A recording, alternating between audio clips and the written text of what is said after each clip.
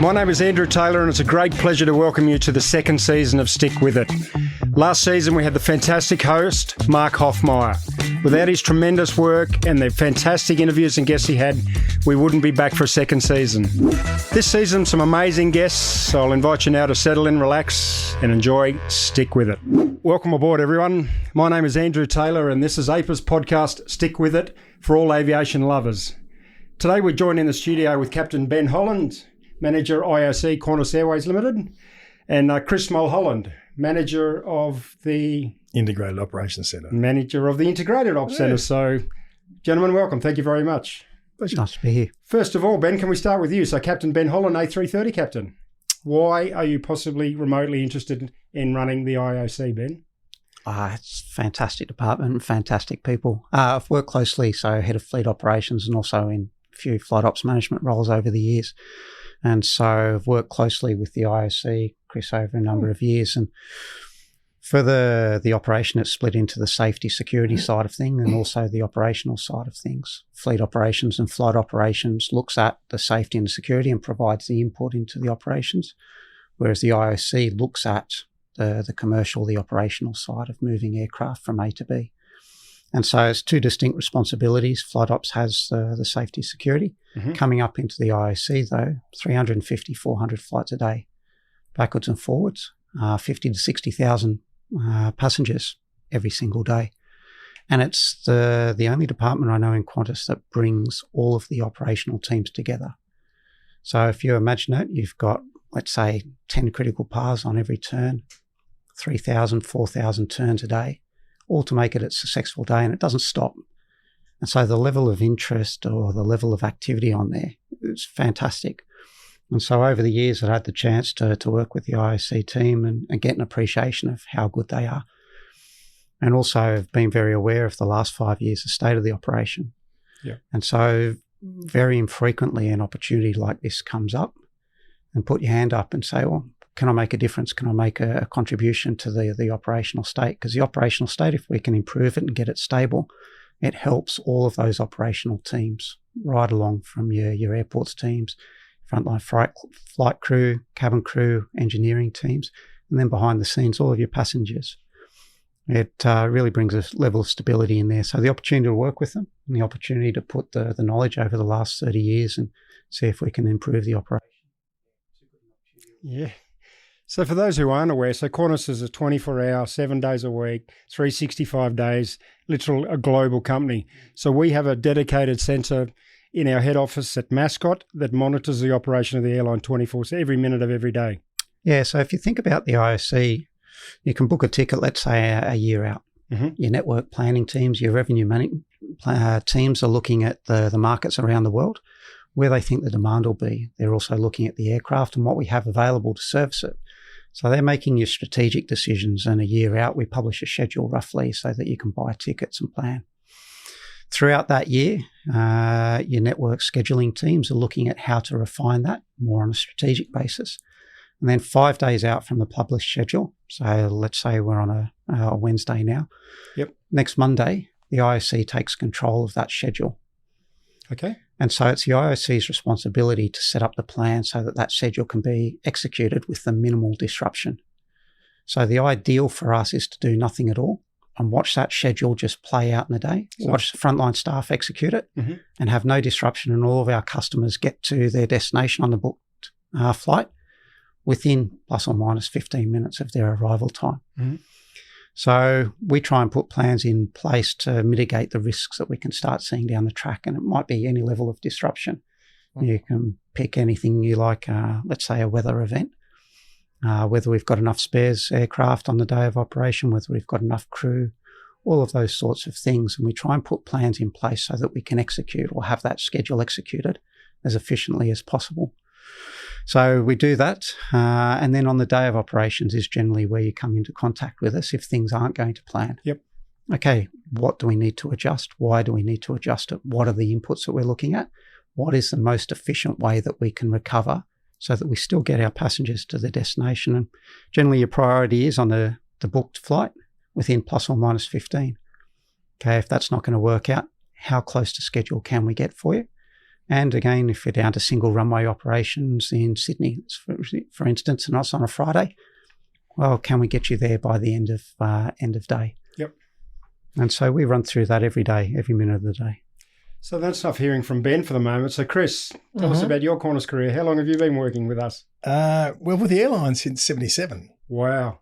So that would have been a 707 airline still in, well, it was in the with jumbo. TA and then Qantas. Started with TA Australia and then TA, then Australia, and then Qantas up here. So I've seen fleets come and go. Yep. So, and then up here to the IOC and going from there as far as the disruption management as a Miyoko and working through that process. So I've been up to the IOC, not very much. So it's a big open floor full of lots of people. Yep. And there's one big console there, the boss of the IOC or the shift manager, or is that your position in the IOC? Yeah, so we're basically responsible from wall to wall, door to door, because as been alluded to, there's, 8 or 9 different departments represented in there. So it crosses everybody. So everybody's doing their own thing, and it resolves on the expertise of the people that are in there. So whether it's engineering or commercial or customer or flight planning or dispatch, they're all in there, but they're all very good at what they do. So to manage that group, it's not a reorganising the wheel every time you do it. Yes. Everybody knows what the goal is and where they're going to. So it takes care of itself a lot of the time. We're there to oversee, adjudicate if necessary, put structures in place on the fly if we need to, because a lot of this stuff comes off of one phone call. The airplane's broken in Narita. What do you want to do? So it's then and there. So we're formulating that sort of recovery. It's very quick turnaround. We can plan, as been alluded to, as far as this coming Friday single runway. So a lot of work will go into that, but a lot of the stuff is reactionary. So you're looking forward to so QMET's come in and said, looks like it's going to be a westerly on Friday. It's going to, for example, you can start looking at that now, saying, well, on Friday we're going to have to do something differently because, we think the westerly's going to get in Sydney. We'll be down to one runway. Yeah, we have a fair idea what the rate will be or what it will look like. Yep. We need a time, start time, finish time, certainly assists. And then we can work on with the customer what's available. Yep. And as Ben said, we will get them through the day. That sort of disruption is big. It's multitudes of delays, cancellations, that sort of stuff. Because not only is it our problem, it's also our services problem. So there's a lot of external government departments and external places who are going to impact on what our decision is. And that sort of happens on the fly. I mean, you may have the best program in place for a single runway, but then air services will start saying, no, we're not. We'll do a ground stop or we'll do a ground hold or whatever they're doing. And that just throws that first plan a little bit of disarray. So we've got to recover from that again and again and again. And so when we're running with plans like that, that's completely in your control. You say, this is the plan we're going to run with, and away we go. Yes. And then it changes all the time, like aviation does every second. That's right. And we just keep changing the plan to suit. Does it? Yeah. Wow. So what happens then? I was under the illusion that the IOC knew everything about everything all the time. We've been told, the IOC will be all over it. But quite often the first time you'll hear or know about something is when somebody picks up the phone and calls you, like a pilot somewhere or the captain rings you. Absolutely. So we do planning with the 5-day window. Yes. So we can plan, but we can only plan as much as we can. When it comes to current day, it's then a phone call or a closure or whatever it may come out of the woodwork. We don't plan for that, but we know what's going to happen. There is a thread through the whole, every disruption there's a thread, but in the same token, every disruption is different, right? So you may have an issue in slots in Sydney today, same timing, but it'll be a different, if you have it again tomorrow, it's going to be a different outcome. Different loads, different crew connections, different FAs, the whole bot may be different. So again, you've got to adapt to those changes. So quite often the first time you'll hear about something is I'll pick up the phone in Perth and say, oh, g'day, Chris, it's Andrew calling from the Qantas 9. Yeah, I've got no IFE. And have, no That's idea. It. Yeah. So then you take the call, obviously, and I go into hold, and that's why you get a chance to get your head around, okay, well, now where do we start? Let's work through that problem. Like, that's exactly what happened. I rang you at 10 o'clock at night from Perth with no IFE. Well, what's wrong with the IFE? First of all, is it fixable? Yep. What are your crew hours? Because that's going to be for that flight, that particular leg is paramount. That's going to restrict you going or not going. Is it fixable? Is it not? And don't forget, we've got the engineer type specialist sitting there with IFE, so that will give a fair idea. And hence, I think once you got airborne, it came good. It did. Got fed into us as well. But that's happening within like 5 minutes. But the issue is what the limitations are. So the IFE is not good to have, but your crew hours, the airplane's got to go. We've got to because get it that somewhere. Constant, knock-on effect is horrendous. And we'll quite often maintenance watch be getting a a call from the LAMI at the same time I'm ringing you type Yes. thing, so it's happening about the same time? What we'd like to do is get something from the crew Yes. and the engineers. So at least one can support the other decision or the other problem, or it's totally different. We've got to sort that issue out because we can only react on what the information we're getting, and that's either from flight deck engineer or the airport. Yeah. And then do you have a procedure so that the duty captain will come on the line and the duty cabin crew manager, and is there a set way that or just depend? It that comes with depends. experience, It depends on the situation. Yep. In your case with that IFE, no, it was just this is what we're going to do. Yep. And that's my decision. I take great joy getting the duty captain out of bed to ask some random stuff, and I probably, in my own mind, I've made my decision more or less before I called the IOC. Yeah. Unless it's incredibly complicated, but I'm paid to make decisions, so I'm pretty comfortable with that. And then I'll pick up the phone and say, "Oh, it's me again." And so then a million other departments all start churning quite often from one phone call, don't they? Like, Yes. I also cancelled one going to Paris because we had a water leak issue. Yep. And so then we were displacing 230 passengers weren't going to get to their European holidays. So then the customer journey team, they sit in the IOC as well, do they? Yeah, they're a great asset to what the decision is, what we can get them to support, because they do accommodation, they do transport, they do all that sort of stuff, either in this case, either in Perth or in Paris. So they organise that. Where's the combination? What can we do with them? What are we going to supply the customers with? Because I think everybody understands they're going to get disrupted. Mm-hmm. It's how we recover that disruption, gets you brownie points. And a simple one sector disruption can lead into weeks of delay in a tight network. Can't it? Look, the 787s yes, and the 380s, that's yes. I mean, look at the two that we had diverted just recently, 10 days ago, 2 weeks ago, because the airframe closure. Let's talk about that. Were you working that night? I think we worked through. No, I wasn't. But it just went on and on. It went on for a week, I think, to recovery. We had to cancel Dallas, I think, just to recover those patterns. Did they pull you out of bed, that one, Ben, when that was going on?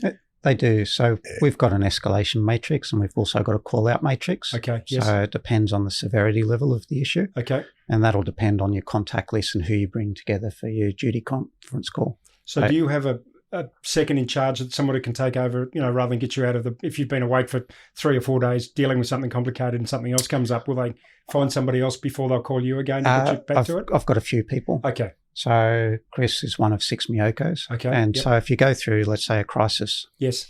You're running that 24/7 and it's not practical, but you go for, let's say, six days. Yes. So the Tel Aviv repatriations are a good one. That was quite intense for the time leading up to that. It was 5 days. The teams are working 24/7 trying to work out how to execute that or how to make it possible. And so I've got a number of people that can back me up. Okay. And so what we try and do is 72 hours. You'll have a lead person and you also have somebody ghosting you. Okay. So they're aware, but they're not active there. And then we'll swap over.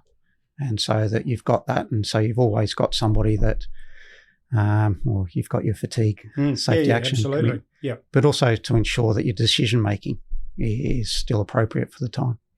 So that would have been midnight or 1 or 2 o'clock in the morning in Sydney when... It was about, so I got a call from Sandra.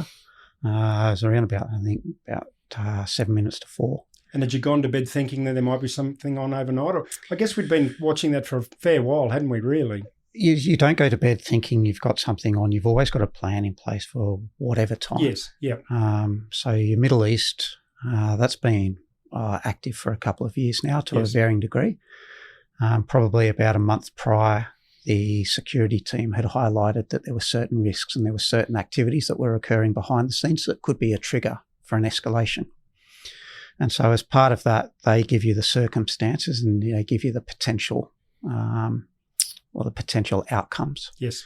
And the ramifications. And so we'd been positioning the network operationally, so all airspace was still safe.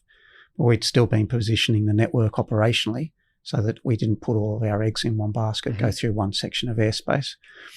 So we'd been doing that for around about 3 weeks. The evening prior, the security team had highlighted that there was an escalation potential. A big change had there over. Yeah.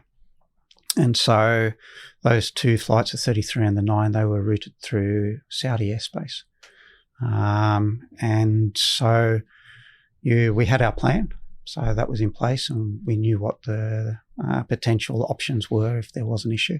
And then that night, Sandra gave me a call, said X, Y, and Z has occurred. Mm-hmm. There's a conference call at 4:00. I'm giving you a call now just to give you a heads up of the concerns and the situation. This is the playbook, and this is how we would manage it. And then I hop on to the 4:00.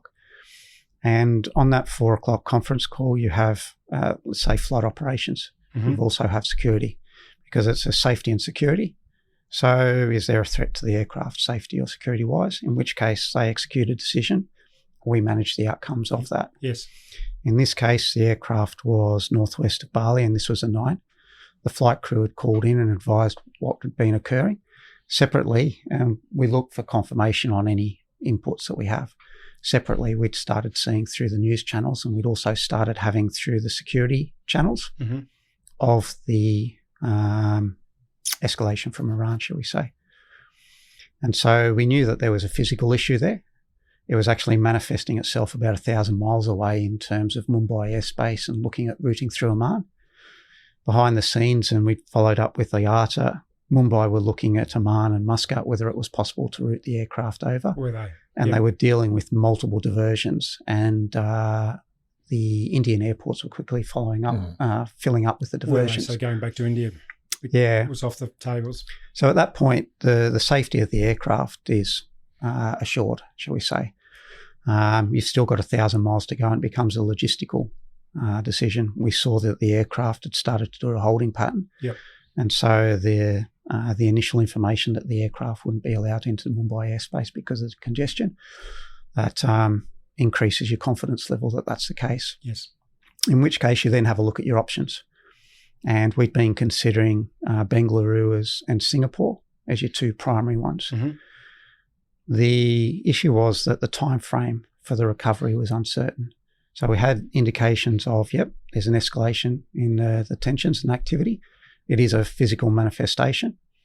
Unsure of whether there is going to be a response. Okay. In which case, how long is this going to occur? Put the aircraft in Bengaluru. We're unsure of how many diversions are occurring. Also, once the aircraft goes there, you're looking at 24 hours on the ground recovery, and you're isolating your options there in terms of your 787 crew and also your Qantas presence. So we would be able to manage it, but the aircraft will be 24 hours. The 9 going into Singapore and looking at that, it gives you 3 to 4 hours as preparation, but also your recovery. We send the one up through Singapore every day. Crews up there, and we've got engineering and all that sort of stuff. Yeah, over that time. And we're aware as well as what the passenger numbers are. So we're monitoring the one as well as a recovery option. So you had around about 40 seats spare each night. And so we knew that, let's say there was an issue in Singapore, then you could either move passengers on the one, or from Singapore after the crew rest had occurred, you could move the aircraft through Afghanistan and still achieve London.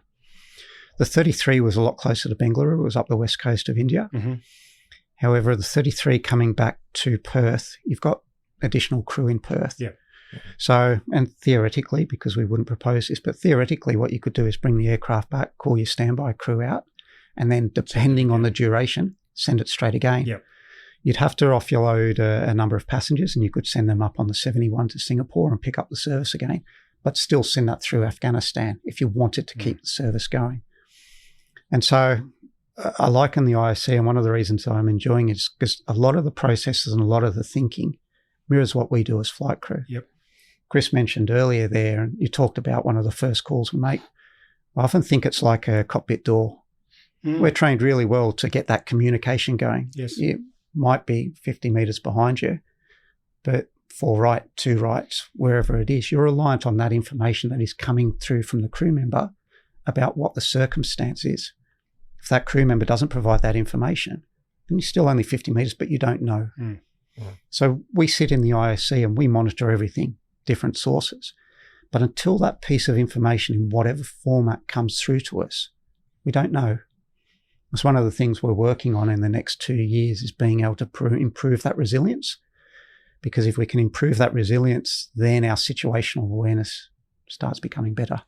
Well, that's a good one. I thought we called the IOC for cricket scores, and footy, You score do. state of You origin, all do. those You important do. stuff. I hadn't really thought about that crew concept, but that's a good one for us. That'll make a lot of sense because we're good at building teams when we don't actually physically see them or and can't directly look at them. And I guess it's an education piece for us now to work on that, as saying, hang on, here's another part of the team that we may not have used particularly well. But the team, honestly, over the last 5 years and COVID, I got smashed. Yes. But they turn up every day with a smile on their face, Yes. looking to do the best they can for the operation. And they're part of your team. We talked before about flight operations having the safety and the security. Mm-hmm. In yourselves, flight crew have the safety and the security of the aircraft decision. We can come in and be part of the team. If we do it well, we can anticipate the questions that you're going to ask.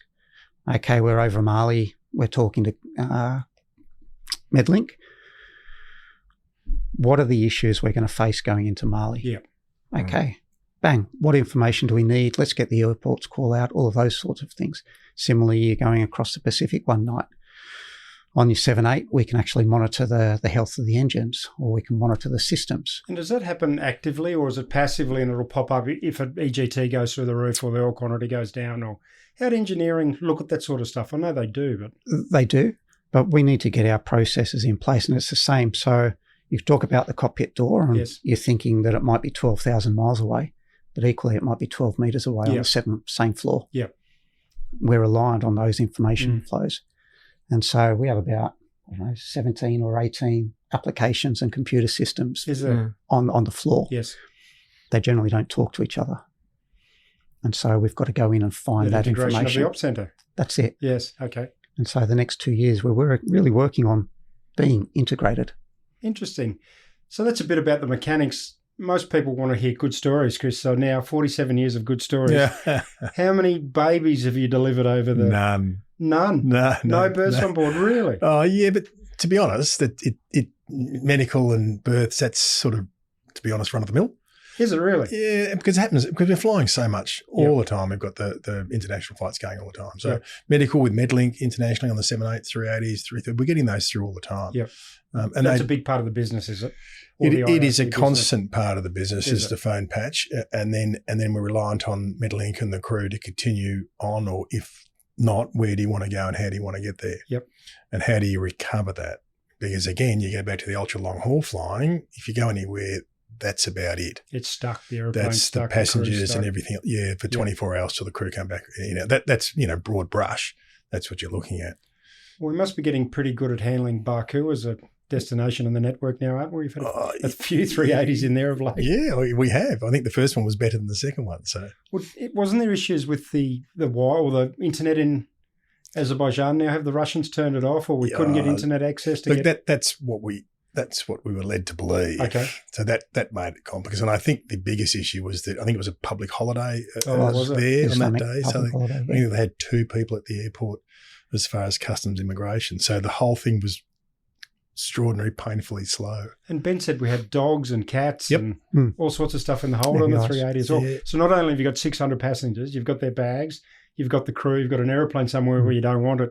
I'd never thought about the dogs and cats and... Yeah, it's all got to get through. That all goes through the IOC. So this is where we reliant on the freight people to go, look, they know it's gone, and they will go and look at it as part of the process and say, this is what we've got. What do you want to do with them? So all that gets fed in bit by bit by bit, snippet here, snippet there, everything else to make this work. So the dogs and cats were fed and watered, didn't come out of their cages because you weren't allowed to. Really? But they ended up at their destination. But the phone went and somebody said, oh, do you realise there's 10 cats on they're in the IOC. Yeah, so Freight and the IOC came to us and said, look, this is what we've got. This is our problem. Really? How do you want to resolve that? So then we've got to go to the airport handler, they aren't Qantas. They're doing their best. So we've got this. So they go, we can't land them. We've got nowhere to put them. So they basically remained where they were until they... But somebody was tasked with looking after the animals. Exactly right. Snakes on planes, Sharknadoes, have we had any of those? No. No snakes on planes in your time? No snakes on planes. What about the mice and the rats that keep escaping in the hold? Well, that's if they're seeing that it's an issue. But I'm pretty sure that I've had chickens. I've had a whole pile of little baby chickens disappear out, all through the hold. Oh, I remember that they were everywhere. But that's just part of the process. Yes. Whether it's a mechanical or something else, that's what we've got to react to. And it's a disruption. you literally don't know what that phone call is going to be when the phone rings. No. I remember reading a long time ago, the worst job you can have is getting a phone call and not knowing anything about it. And that's every phone no call. No history. Vast majority on current day, as in today, that's what you're getting. And I was just going to say that. Please do. Think of what we're doing with EBT now, though. Theoretically, when we hop into a sim, we don't know what we're going to get. We know what we have to be able to manage it. Okay. So we've got our procedures, we've got our options that we can generate, we've got the team that we can build together. So there's very much a similarity between those process flows. Call could come into Chris. Okay, don't know what we're going to get, but we've got our processes, we've got our escalation, and we've got this team that we can bring together to generate our options and what's the most suitable. So for those who aren't familiar with the simulator training we do as an airline pilot, we used to have a very prescriptive system where we'd take off, we'd have an engine failure, for example, deal with that, come back and land.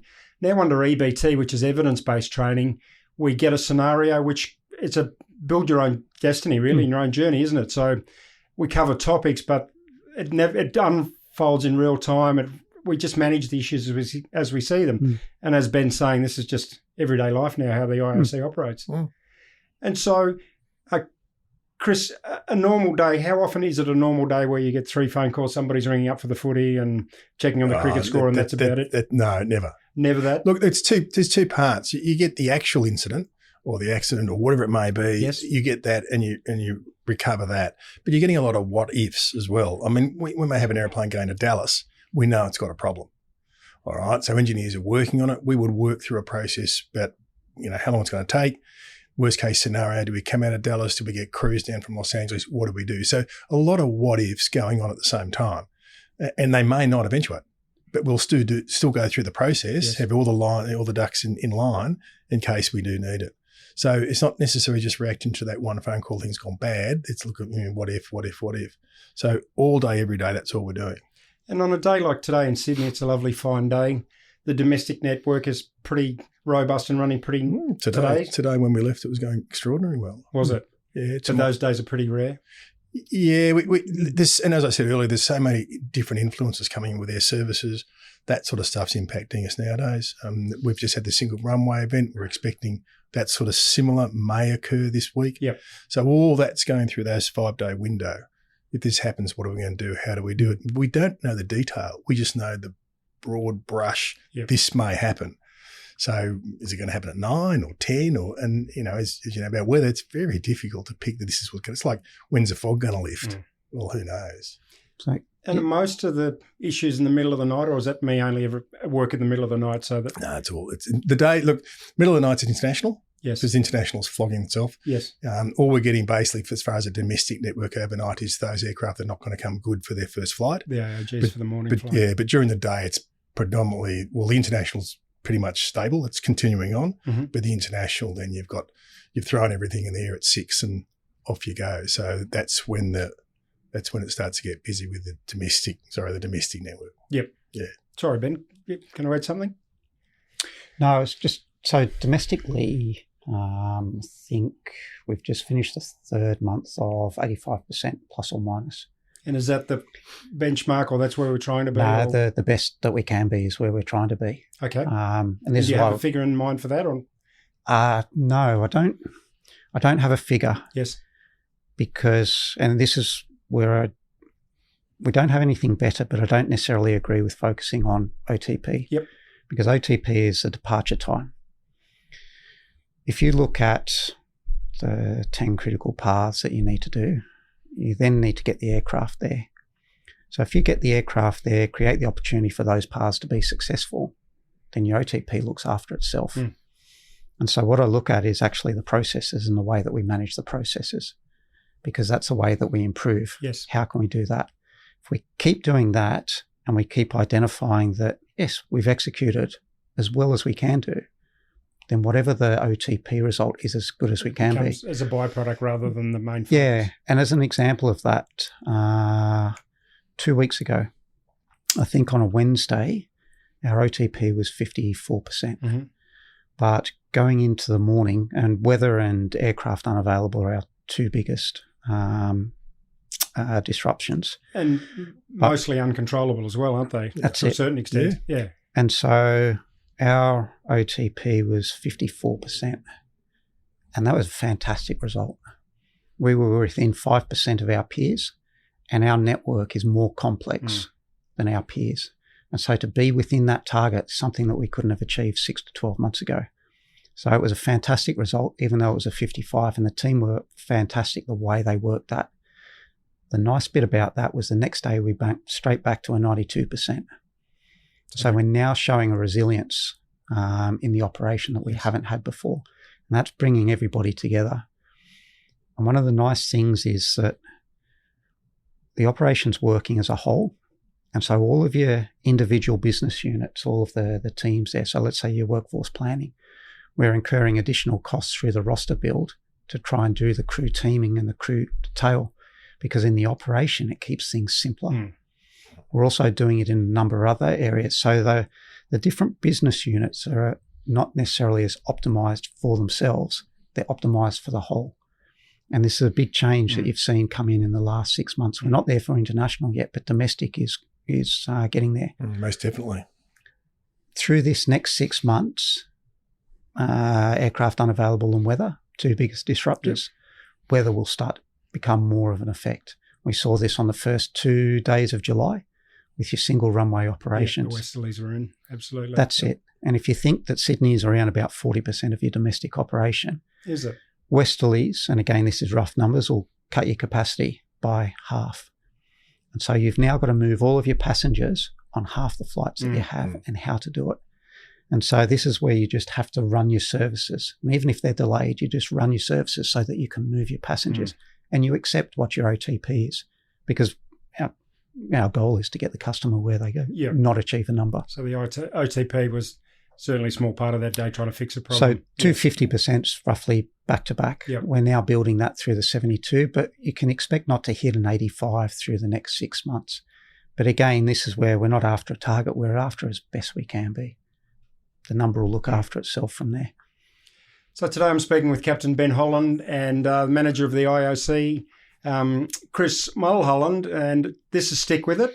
I'd like to play a little bit of audio about the Qantas 520 incident, if I could. So that was, for those of you who aren't familiar with it, we had a 737 late last year, had an engine failure and a subsequent grass fire in Sydney on runway 34 right.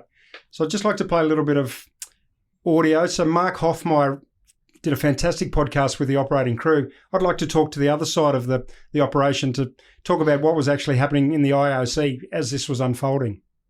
Pan, Qantas 520, engine failure, stand by. We'll be tracking runway track.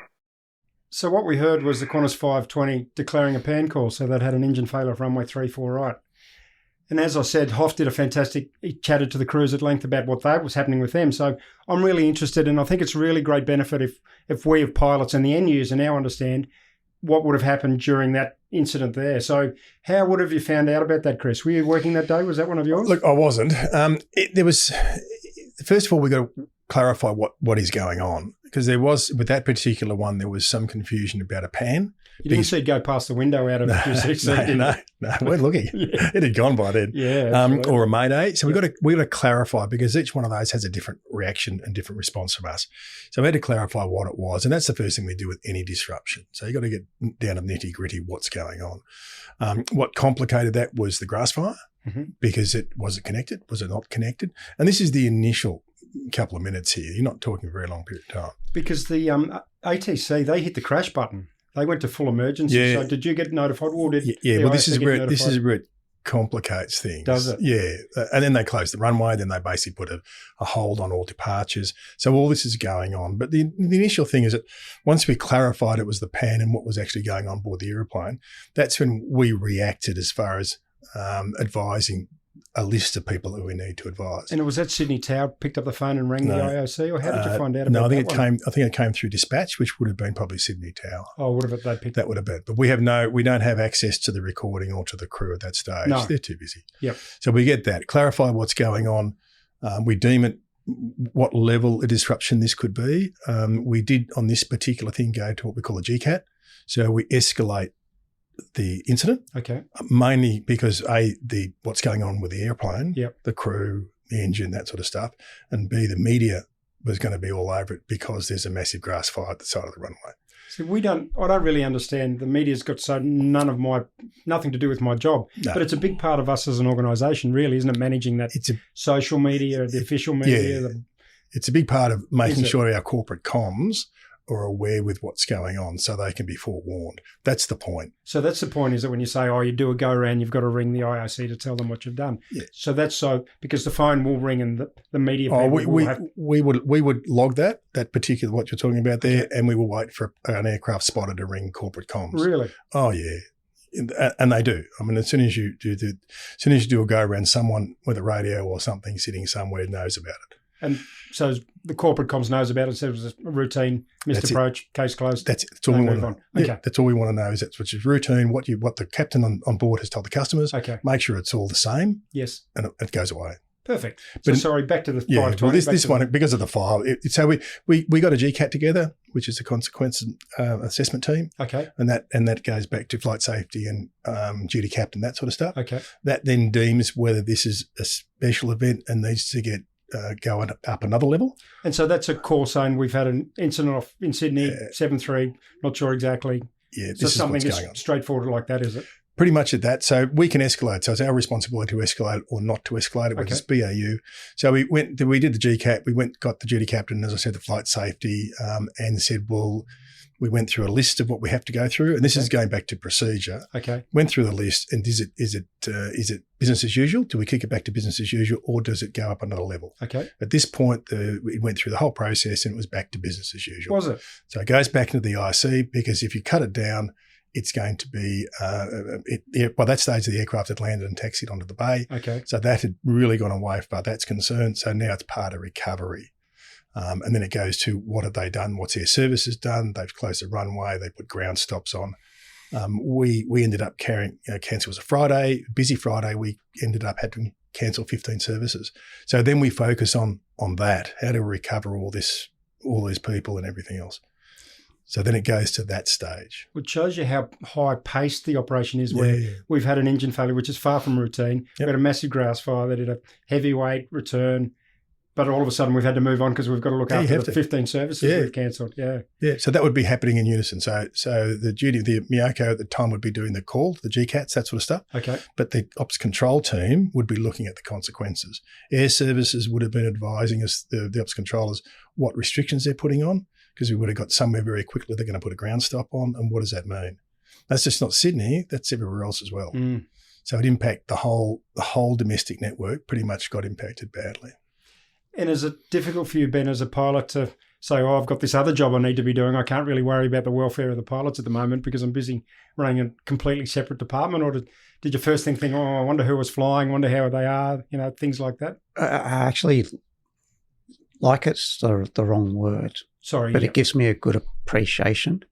So with what Chris is saying, I've got the confidence and trust the flight crew. I know what they're going to be doing, and they're looking after that operation and keeping it safe.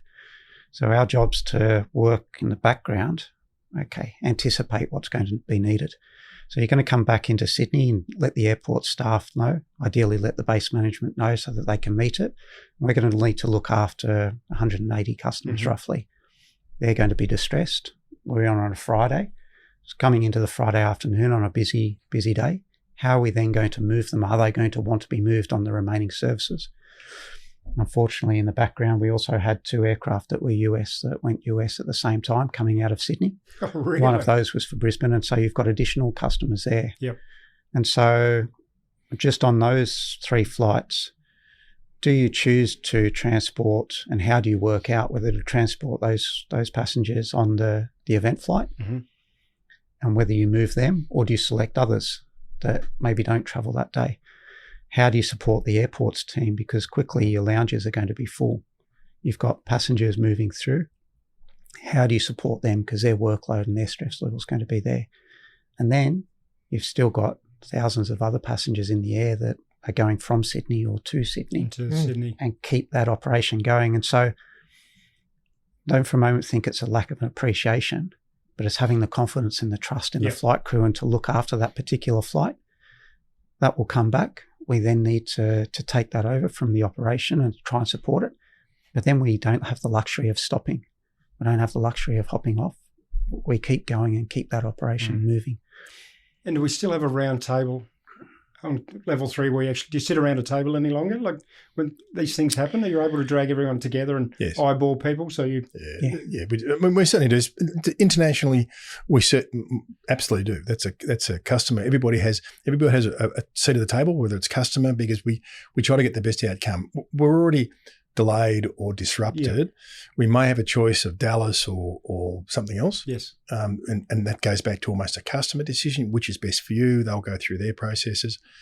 So certainly internationally we do. Domestically is a little bit different. It's sharp and short. Yes. It's one phone call. We'd like to sort of turn around a decision domestically in about 5 minutes. Because even complicated ones. The idea is if they're there at the airport, the customer wants to be moving, and if that's moving from a different bay or a different gate lounge, they're moving and they're relatively happy.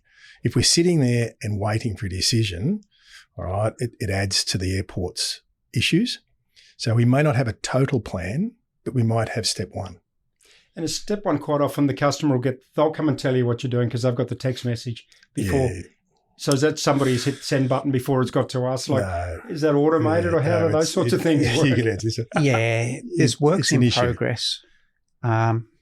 We can disrupt you once generally and be transparent and logical about it, but we get one chance. If we disrupt you twice, you start losing confidence. And it's the same as yourself. If you ask us information and we tell you something, you say, well, no, that doesn't work. You lose confidence and credibility. We've got a bit of work to do in the way that we communicate. We're starting to be better. We're starting to be more proactive, but there is still work to do. And that, Chris mentioned the 5 minutes for the turnaround. Just have a think for your Melbourne, Sydneys. We've got about 30 to 40 flights a day, sometimes within 15 minutes. Absolutely. If we've got an issue there and we've got a flight going 15 minutes later, or most likely half an hour later, and we've got seats available, then we might not wait for an outcome. We might choose to move the passengers because we're keeping our options available. And so similar to your Prob 30s, we don't have the luxury of a 100% decision. Yep. We look at the balance of the probability and we try and hedge our bets with the most likely outcome and keeping our options open.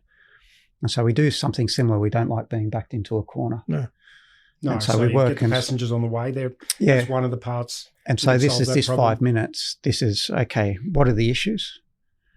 What are the options? Mm-hmm. Okay, what's the best possible outcome? And bearing in mind, it's never 100%. No, but it's timely.